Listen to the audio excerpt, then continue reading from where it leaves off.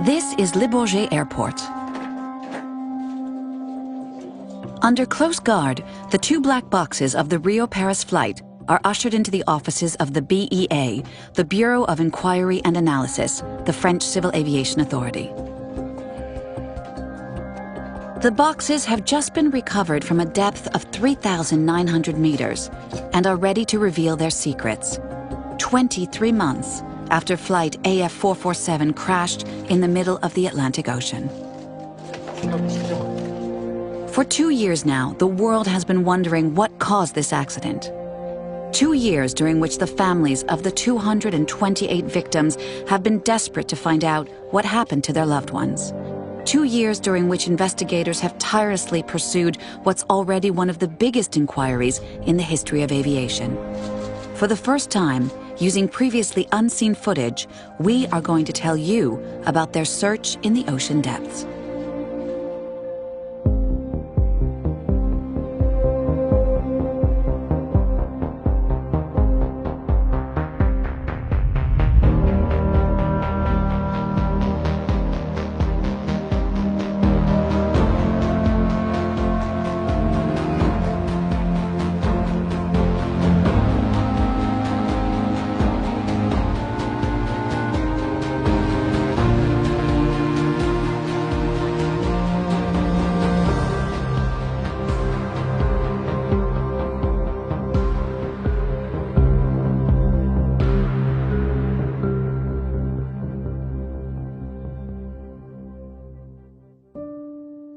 May 31st, 2009, 10:29 p.m.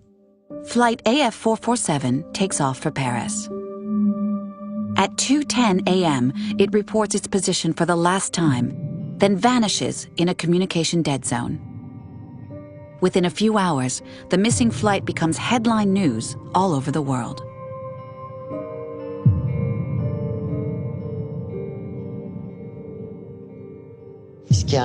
What's hard to grasp is the word vanished.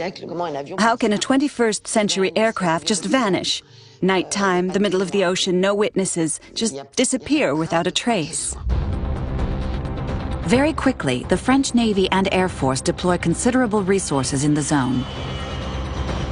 An international coalition begins to form around France, involving Brazil and the United States. Military frigates and nuclear submarines are sent in.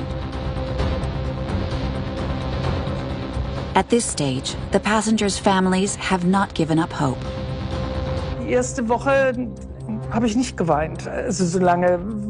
I didn't cry at all for the first week, figuring that until it had been confirmed otherwise, there was a chance they were still alive.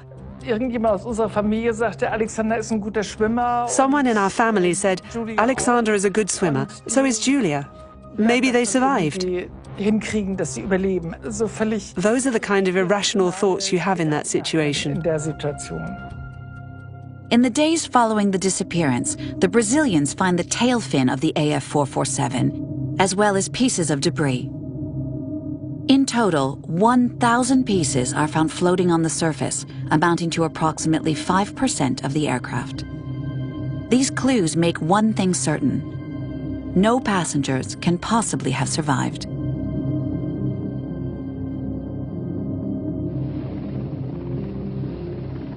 Among the floating debris, 50 bodies are found. They are repatriated and identified. But where are the other 178 victims? Where is the wreckage of the plane? We figured that since they'd found the aircraft, they'd find people's remains too. But no. Parts were found, people too, but they didn't find the plane. In the days following the accident, the investigation is taken up by the Bureau of Inquiry and Analysis, the BEA. It was in these offices that investigators mapped out their strategy. Their prime objective was to find the black box flight recorders containing the secrets of what happened. By understanding this accident and its causes, could we prevent other similar accidents? Are there other aircraft flying right now liable to suffer, maybe not an identical, but a similar accident? What happened to this Airbus A330? A technical breakdown? A handling error? Faced with such uncertainties, something had to be done. A plane shouldn't fall out of the sky, and no one knows why or where it is. Too many people fly every single day. The rumors, of course, were it was a bomb, it was terrorism, and until you find out, everybody is more at risk because you don't know, is there a problem with the plane? Is there a failure in maintenance or something? Nobody knows until you find out exactly what happened. What exactly was it that cost the lives of 228 passengers and crew? Where were they now, in the vastness of the Atlantic? Although there was little to work on, the investigators kept their cool. They focused on the aircraft's last known position. From that point, they traced a radius of 75 kilometers.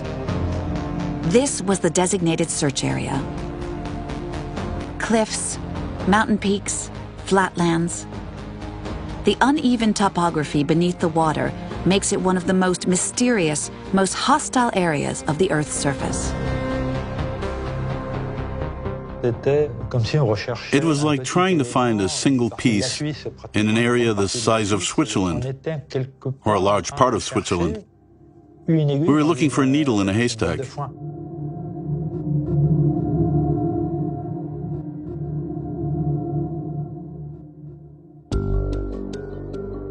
The BEA launched the first phase of its investigation with a degree of optimism.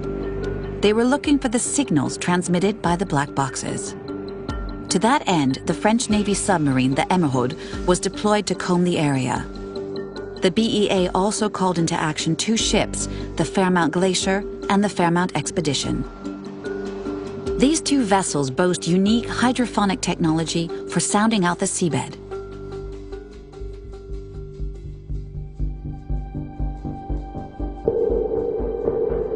The objective was to pick up the locator beacon transmitted by the aircraft's black boxes. In aviation terminology, these are known as pingers. Once underwater, they send out an ultrasound signal every second. But in a vast ocean, detecting these pingers is a huge challenge.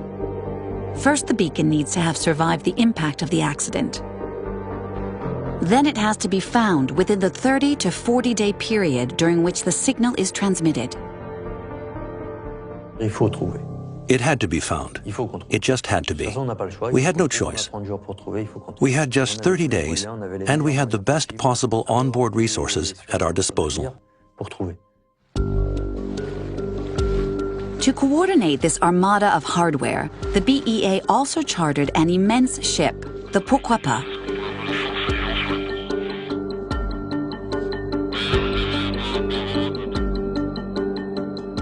The hunt for the black boxes has been going on for almost a month. The investigators worked tirelessly, but they had only a few days left to pick up the sound of the pinger.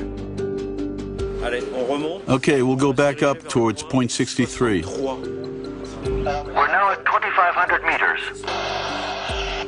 Despite their concerns, the teams met up each day around mission coordinator Frédéric Hervelin. We kept on believing we were in the right zone. We knew that potentially the pingers would keep transmitting, so we couldn't give up. Apparent wind speed 13 knots. The investigators reached their deadline date. In theory, the pingers were no longer transmitting. They were now undetectable. To sum up this early campaign, for a month, the zone was explored by American hydrophones. In BEA jargon, it had been blanchi, or cleared. The wreckage must be somewhere else. Before returning, the crew of the Pourquoi Pas gathered on deck. A strange ceremony unfolded around Captain Philippe Guillemet. He decided to symbolically address the 228 victims of the Rio-Paris flight. As our mission moves on to the next stage, I'd like to say one last farewell in the name of all the sailors aboard the Pourquoi Pas. I want you to know that we aboard the Pourquoi Pas have all done our utmost in our attempts to solve the mystery of the tragedy that took away your lives.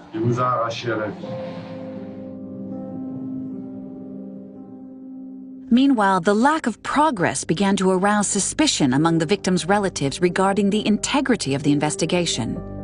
Questions were asked. Were the BEA, Airbus, and Air France dragging their feet in an accident investigation that may incriminate them? There was the feeling that maybe they were trying to hide things from people. A great deal of suspicion arose around the idea that there was too much at stake. That the airline and aircraft constructor were being deliberately secretive. The question was, were they really looking or just pretending? So they could claim to have done what they needed to, but failed to find anything. Imagining that the BEA didn't want to find the truth was like thinking a doctor doesn't want to cure you. Would I really sully 30 years of my career for short-term petty interests?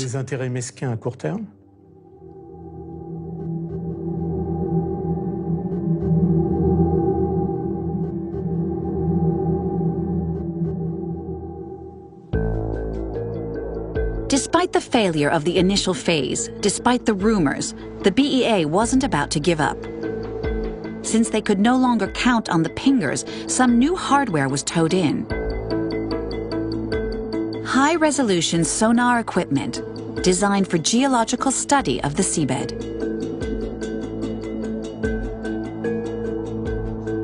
The sonar was towed by a cable several kilometers long. Every nook and cranny of the seabed had to be analyzed to discover where the aircraft wreckage was lurking. But after 22 days of searching, there was still no trace of AF447. At a cost of around 9 million euros, almost zero headway had been made. During this second phase, only this small rectangle had been cleared. With the momentum now against the BEA, new director Jean-Paul Troidec was convinced that to systematically explore the entire crash zone would be too costly and take far too much time. In order to more accurately target their next move, the BEA called in the world's top researchers in the field of ocean currents. Starting from the point where debris was found after the accident, these scientists calculated the direction of drift in order to pinpoint the site of the wreckage. All calculations pointed to this 2,000 square kilometer area northwest of the crash zone. This is where the wreckage of AF447 ought to be. The interesting thing was, several scientists from different countries, using different models, all seemed to point in the same direction. So that was pretty convincing.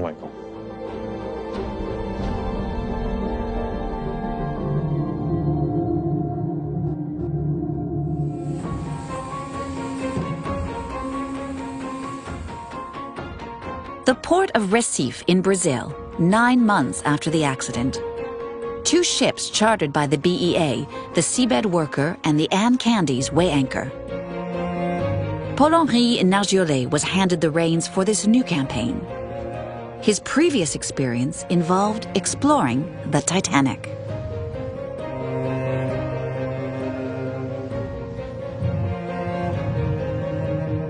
Once in the area, the crew of the Seabed Worker began to set up their new machine. This was the Ramus, an autonomous underwater vehicle that would make research much more efficient. It's an almost surgical piece of equipment, capable of very precise work, with the advantage of being very fast. Most of all, you can send it down to a certain depth, and it will stay there and get to work.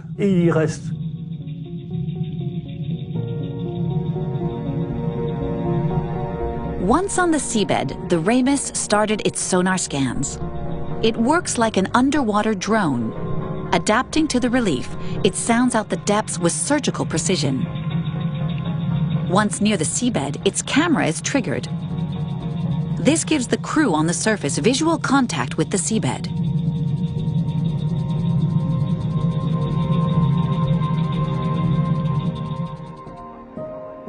While the BEA search was at a dead end, in the zone identified by scientists, some astonishing news was breaking. The Ministry of Defense made an announcement. Good evening, everyone. In tonight's news, people were beginning to lose faith, but the French Navy has made significant progress in the hunt for the Rio-Paris black boxes. According to the Ministry of Defense, the signal sent out by one of the flight recorders was apparently picked up by French submarine the Emeraude. To their very great surprise, the investigators realized that the Emeraude had recorded the sound of pingers a year earlier, during the first stages of the search. The signals were not heard at the time. Analysis of the submarine's recordings a year later isolated the sound of the flight recorder's pinger. The BEA's director called a press conference. The families and journalists were baffled. In truth, so was he. I would like to caution against jumping to any conclusions. First, we have not yet located the wreckage. We think there's a good chance it's there, but our misplaced optimism in the past means we cannot say with any degree of certainty. We were totally baffled. Everything seemed to go wrong, and we didn't know which way to turn to understand the situation. The crew of the seabed worker had a decision to make. Should they head for the zone identified by the ministry, several days sail away? Troadec said, "What do you think? Shall we go or not?" I said we had no choice. We had to head up there. If they said they'd found something, we had to go see.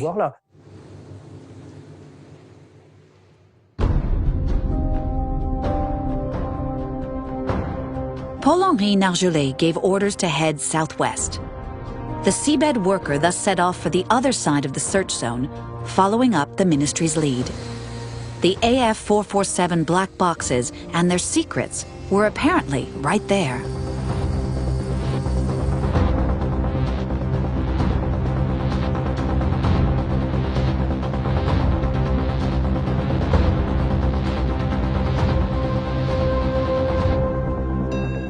After a few hours, the first pictures were in.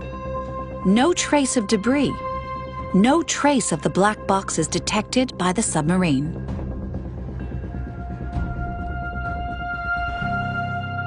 On the third day, a conference call was held with the BEA in Paris.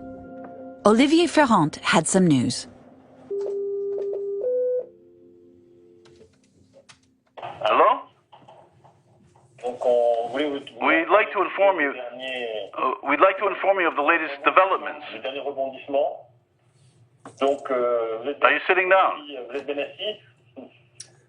Sure, we're sitting down. It's very likely that the submarine recorded sounds coming from within the vessel itself. Probably an operator was familiarizing himself with the sound of pingers. It's what we feared, and it seems to be the case. Incredible, but true. When the BEA examined the recording, they discovered that the signal had come from within the vessel itself, not from outside. Very probably a case of sailors on board listening to recordings of pingers so they could learn how to detect them. Basically, the ministry believed the mystery had been solved, but it was a case of misinterpretation. At one point, some information was received and they said, "We have a sound, it seems to match." But in fact, it didn't at all. So for the family, it was another slap in the face. You think, they're just amateurs.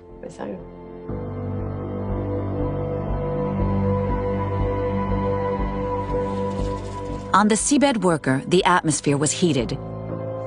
A week had just been wasted in the wake of a horrendous mistake. around 21 million euros had been spent over the 3 initial phases. Perfect shot. Okay, slow and steady with that now because you're hooked up to the line. Yeah, just a little longer. Then we're just gonna throw it when he's got most of it gone. You can let that go.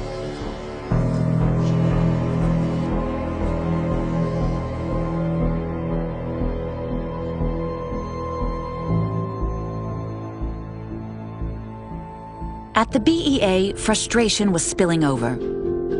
What if the zone identified by scientists wasn't the right one? The sea currents model had determined the search zone for Phase 3. What if the calculations were flawed?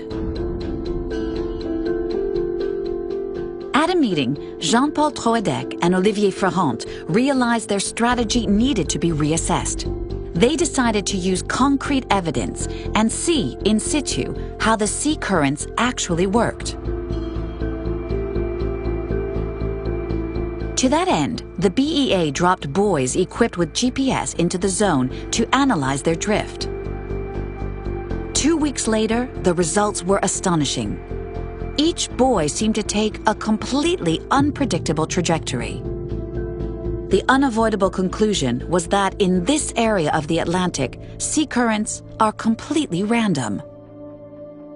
On the ground, the calculations that had directed the search for several weeks were worthless. Now it's tempting to think that experts at that level could have said, you know, in that zone it's completely random. Making retro drift calculations is pretty much impossible. I'll say no more. 1 year to the day after the accident, the victims' families called their own press conference. After all the disappointments, U-turns, and dashed hopes, the wrangle with the BEA had become poisonous. Were the investigators at the mercy of politicians and industrialists? The lawyer acting on behalf of the victims' families expressed his outrage. We are forced to wonder whether there is an agenda here, inasmuch as victims' families are being treated with contempt. Once again, we are told nothing. All our information comes through you. It's just unreal. Desperation set in. We'd had enough. But you still have to get up in the morning, go to work, get on with your life. We were pretty sure that the BEA hadn't done everything within their power. To us, the strategy was all wrong, and we made no bones about it.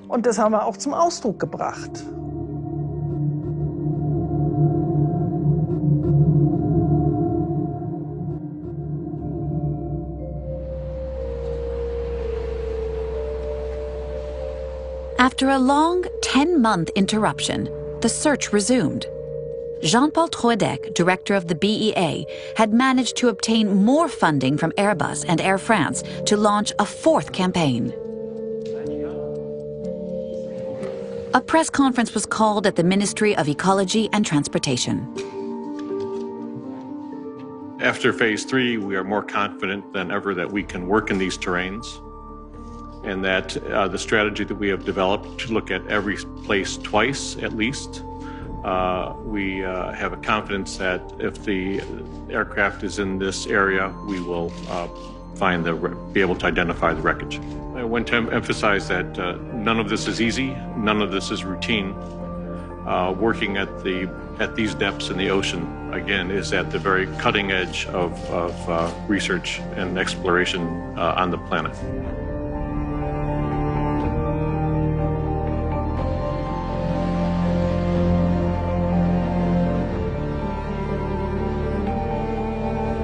Starting out from the Suape port in Brazil, Phase 4 got underway. The ship heading this new operation was the Alucia.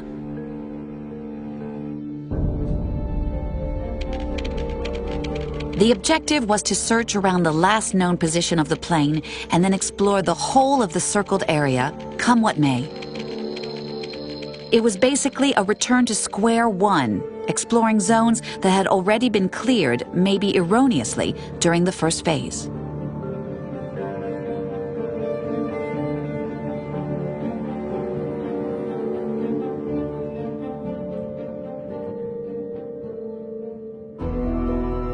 This new mission was led by BEA investigator Jean-Claude Vital.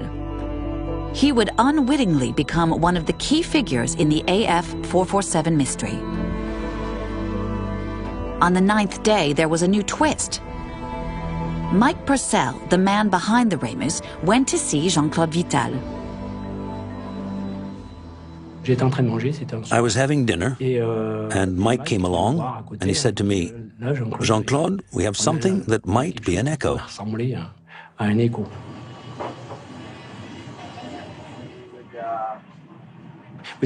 A level of trust builds up. I trusted him, and I knew that he wouldn't be calling me for no reason. All the images from the bottom of the sea are very murky, very gray. You can barely see anything. But in this picture, you could make out a shape. And we thought, we might be onto something. On the sonar, a strange shape was clearly visible on the seabed. Seizing this glimmer of hope, Jean-Claude Vital immediately sent a Remus down to photograph the zone. But things became more difficult.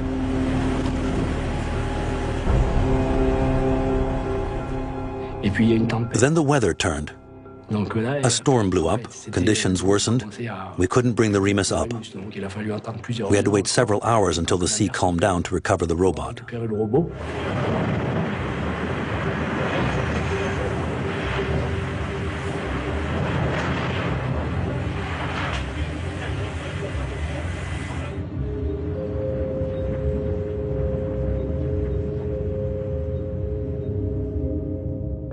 Once we had it on board, we had to recover the data, something like 18,000 photographs. So there we were, all in the room, watching and waiting. All we could see is gray, gray and more gray. Then suddenly, bang, we could see an aircraft part. It was weird. So we wound it forward a little, and then saw more and more parts. So at that point I said, right, stop everything, I need to alert people. So that moment was... Who did you call? Alain Bouillard.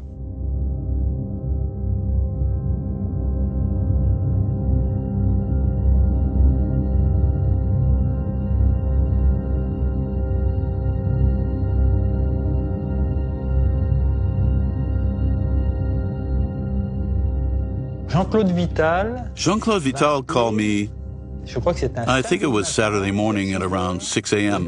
on April 2nd. Jean-Claude said, Alain, I think we found it. That moment was such a rush. Everybody was still in bed. My wife was sleeping. I immediately called Jean-Paul Troidec and Martine to tell them, I think we found it.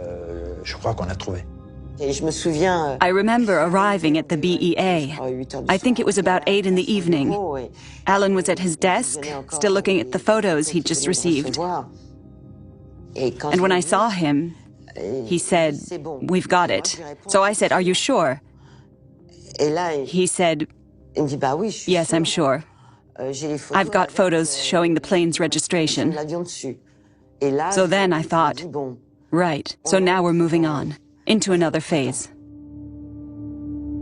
The anger of the victims' families grew when they heard that the wreckage was almost right in the center of the crash zone circle, only 12 kilometers from the aircraft's last known position. A zone that the investigators had eliminated from their search after Phase 1. Having trawled the sector with their hydrophones without any positive result, the zone had been declared clear. Still today, certain members of the victims' families are baffled by what happened. Many had said that the area around the aircraft's last known position should be prioritized in the search. If a needle slips through my fingers, where do I look for it? Over there or here? Here, right? Why didn't they do the same with the aircraft? I've never had an explanation from the BEA on this point as to why they didn't look in the area where the plane was last seen. It's a complete mystery to me. It's easy with the benefit of hindsight when you know where the plane came down. I'm sure some people say, they're stupid, it was right there. Why didn't they look there first? It could have been to the south, to the west, anywhere. We didn't know. The plane may even have done a U-turn and turned away from the clouds, gone through the clouds. We had no idea. Nothing. They had no idea. But the investigators were caught up in a hunt for the pingers. It's possible that they were damaged and never transmitted any signal at all. What happened? Why didn't we hear it? That's a whole scientific process. The evidence suggests that the pingers were not transmitting.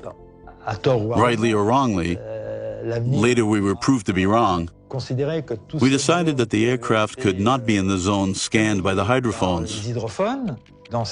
So we moved away and searched in other areas. We never had a case of pingers not working, so when the aircraft wasn't there, we looked somewhere else. Alain Bouillard's job was far from over. Now he had to locate the key to the whole investigation, the flight recorders.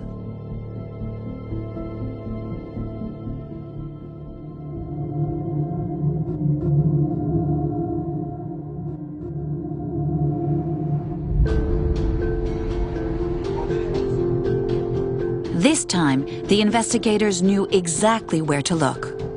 They went to the precise spot where the wreckage had been found, the scene of the tragedy.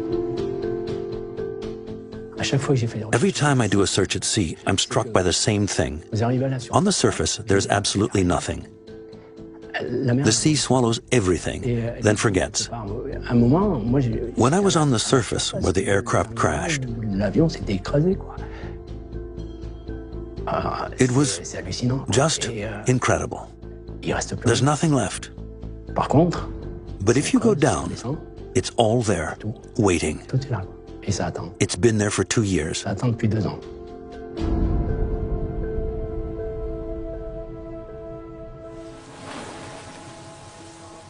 the crash zone, the crew sent down the submarine robot, the Remora. This allowed the investigators to explore the wreckage site, scouring the seabed for the AF447 flight recorders. The robot is controlled by a team of technicians, linked to it by a cable several kilometers long. After you look at this, you gotta take those turns out of your cable. Stop a minute. Zoom. Okay, now it's interesting. Roger that. Head now. But at a depth of 3,900 meters, the only available light is supplied by the Remora itself. Alain Bouillard knew that at this rate, locating the black boxes could take weeks. 45 meters. Thanks, 45 meters. Then let me know when you get a visual on it. Some parts of the final stages of the search are etched in the memories of all those involved, such as this message transmitted to the research team.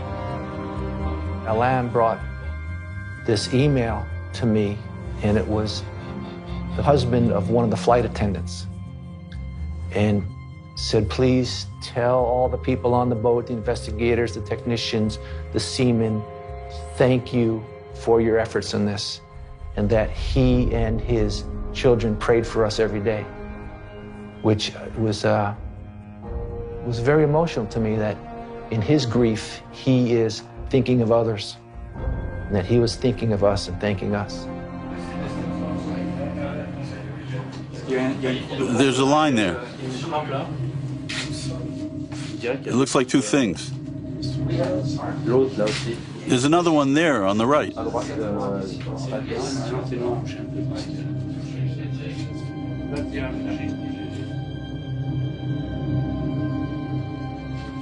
Among the debris, the investigators discovered recognizable pieces of aircraft.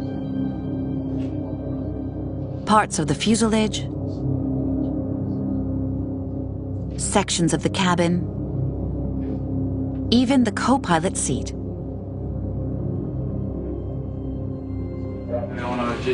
There we have two straps, One there. Up here we can't see much. The co-pilot seat has the armrest on the right. The captain's is on the left. Despite all the doubts, the disappointments, the exhaustion, the teams did not give up. Then the tide turned. Their tenacity finally paid off. It might be on there. That's it, isn't it? Yes, we've got it. That's it. Can someone call Alan? That definitely looks like it. It has the label.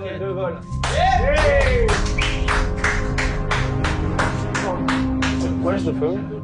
Which phone? Call Alan. Oh yeah.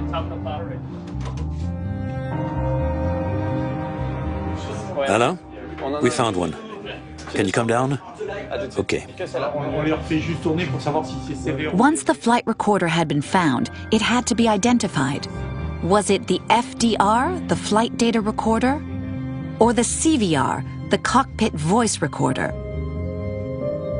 Both are obviously very important, but each plays a different role in the investigation. PN is 617-6096-014. I'm pleased to announce we have the flight data recorder. Good teamwork. Yeah. Great teamwork. Excellent teamwork. Thank you. Appreciate it. Comme ça. Capitaine.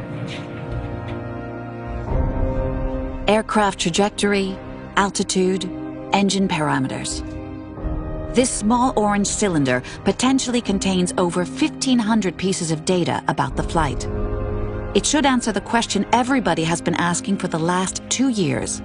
What happened aboard the Rio-Paris flight? No, come down. Yeah, come down, come down. Yeah, you look pretty good. Come down. Either that or shoulder up, but I just come down. Drop it. Money in the bank. 3 hours later, the flight recorder had been recovered from the sea.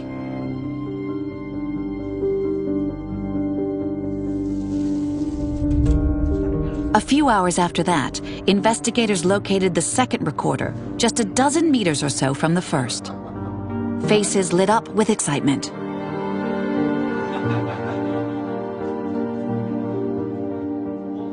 For 2 years, the BEA, the aeronautical industry, victims' families, and the world's press had been waiting for this moment.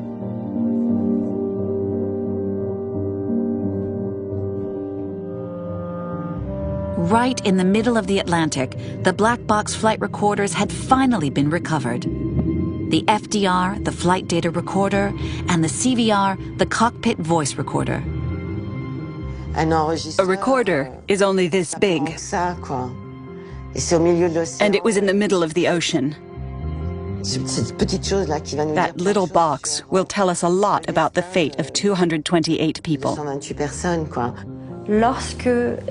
When the wreckage was located, when the black boxes were discovered, I felt a great sense of relief and thought, at last, a calm and rational assessment of things can be made, and we can set aside all the irrationality.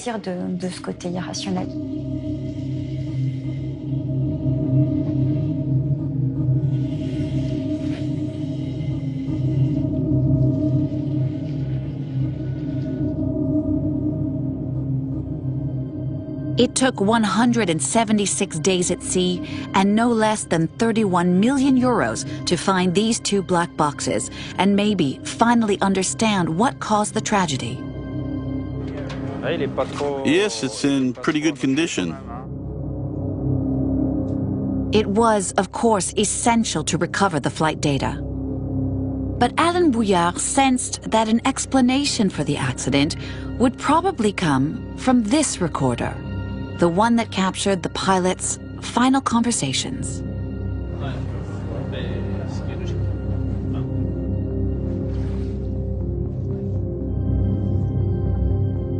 The gendarmes immediately placed the boxes under seal. They were a vital piece of evidence in the judicial inquiry opened against Airbus and Air France for manslaughter.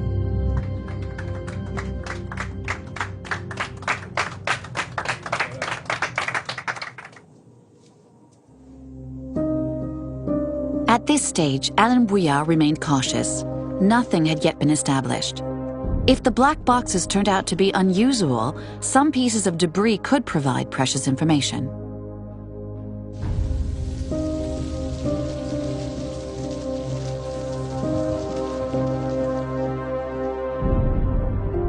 The robot thus brought several pieces of wreckage to the surface.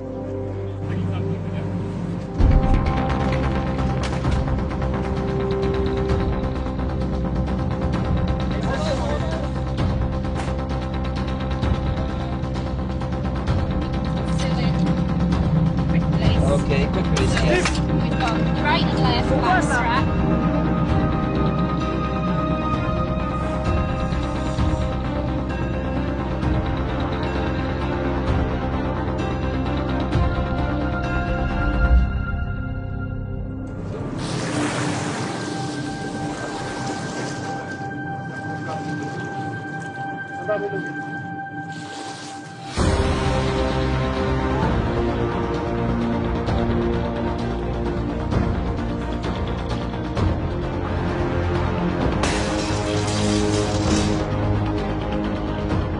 Was there a mechanical failure?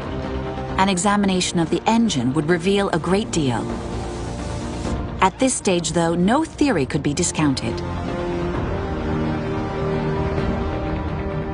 But the biggest hopes were pinned on the black boxes. A French Navy patrol boat was sent out to return them to the BEA in Paris as quickly as possible. Finding the black boxes was the first step, but a thorough examination of their contents was the crucial part. There's always a doubt with flight recorders, and here those doubts were increased by the fact that they spent 2 years underwater at a depth of over 4,000 meters.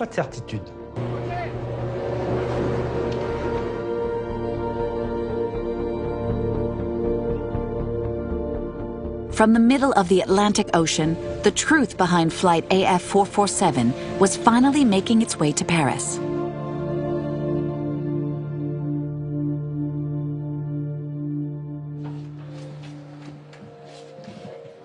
A few days later at the BEA, it was the moment of truth as the flight recorders were opened.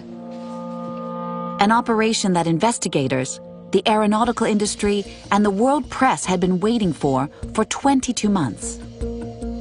A moment the families of the 228 victims had been fighting tirelessly for since June 1st, 2009. So you guys will want to kind of take the puck in layers. Don't get too greedy, going too deep right off the bat. Just kind of work your way down. Just layer by layer, work your way down until you see the surface of the...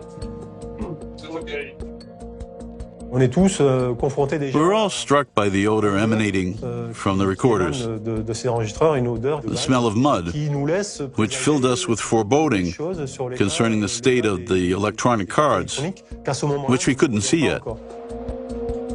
The BEA investigators began with the flight data recorder. It is 6:37 p.m. Next was the cockpit voice recorder.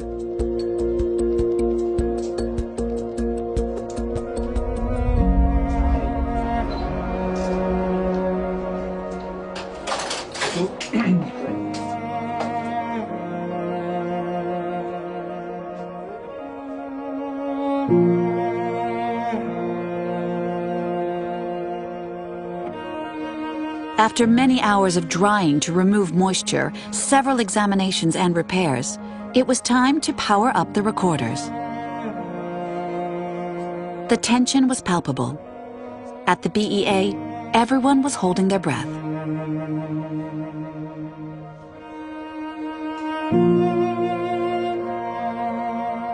"25, 23, 21. The verdict was in. Despite all that time spent underwater, the data on the two recorders could be accessed. The download could be launched. The real highlight was when they told us they worked. That really was a landmark moment. It was our objective from the start. Finding the black boxes with their data intact was the culmination of a 2-year battle.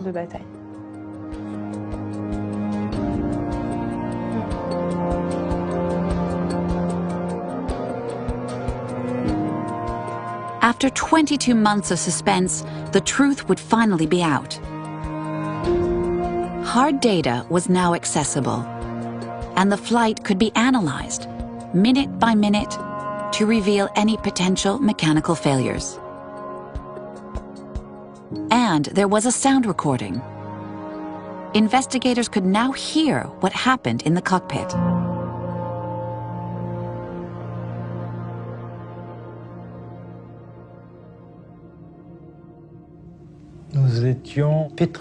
We were petrified, white as a ghost. After listening, we sat in stony silence for maybe 15 minutes, not daring to look at each other or say a word. We had just heard a live recording of the Air France 447 crash.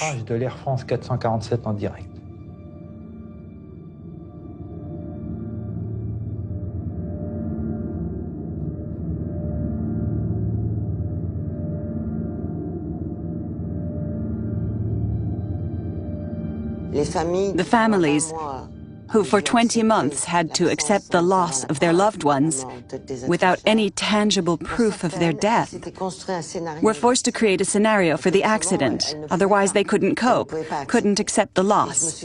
I remember someone saying, "It's awful. Now I have to change everything in my mind."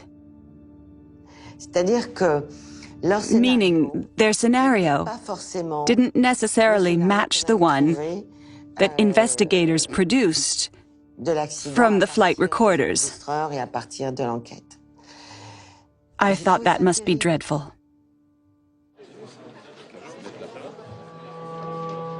On July 5th, 2012, the BEA finally delivered its findings to the press. Here we are, after an extraordinary investigation that has lasted over 3 years. Extraordinary, first of all, by the international scale of the disaster. Extraordinary, too, by the mystery that has surrounded the exact circumstances of this accident. According to the BEA's final report, as is often the case, many different causes triggered the accident. A few hours after takeoff, ice crystals formed on the pitot probes, which measure flight speed. Speed indications were therefore erroneous, which disactivated the automatic pilot. At that moment, alarms went off in the cockpit. The surprised co-pilots then nosed up to an excessive degree. This triggered an aerodynamic stall, causing the aircraft to lose lift and go into a dive. In the complete darkness, the pilots couldn't see anything. They didn't understand what was happening and didn't know how to react. 4 minutes later, the aircraft hit the ocean. Durch den Voice Recorder, also habe ich für mich zumindest, thanks to the cockpit recording, I realized that right to the end, the pilots didn't understand what was going on. bis zum Schluss ja eigentlich nicht wussten, dass sie abstürzten. Und das hat That encourages me to believe and hope that at least the passengers didn't suffer in the cabin. Gewissheit, dass die Insassen nicht gelitten haben. Air France Flight 447 was all about the distress of families, and was maybe the first investigation to be in the media spotlight to such an extent. But air disasters are always shocking, a human tragedy, and this accident was all of that. We solved the technical riddle, but we didn't solve anything else. Did we enable people to understand the event? We didn't replace their husbands. We didn't replace their mothers. We didn't achieve any of that. I went through stages of uncertainty, suspicion, and even violent criticism. I know. Because there was no result. And there was a stack of information showing that things weren't going in the right direction.